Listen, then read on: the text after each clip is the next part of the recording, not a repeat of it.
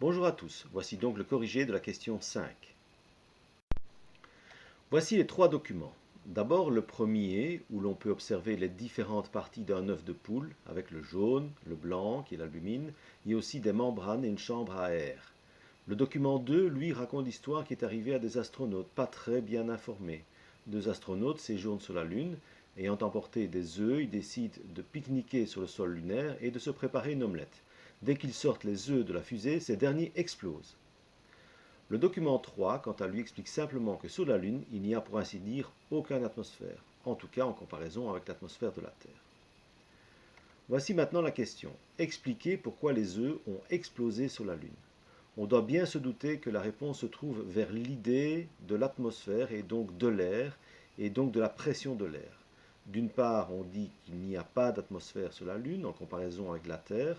D'autre part, on dit qu'il y a une chambre à air dans un œuf. Comparons alors les pressions de l'air. L'air de l'œuf provient de la Terre, car c'est sur la Terre que l'œuf a été fabriqué par la poule.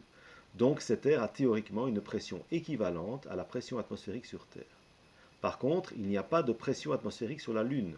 Donc ce qui va se passer, c'est que la pression de l'air à l'intérieur de l'œuf va faire exploser la coquille, puisqu'il n'y a pas de pression de l'air à l'extérieur de la coquille qui pourrait empêcher cette explosion.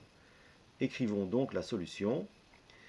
Il n'y a quasi pas d'atmosphère sur la Lune, ce qui signifie qu'il n'y a pas de pression atmosphérique. Par contre, dans l'œuf, on voit une chambre à air. Cet air exerce une pression qui est la même que la pression atmosphérique sur Terre, puisque l'œuf a été fabriqué sur Terre.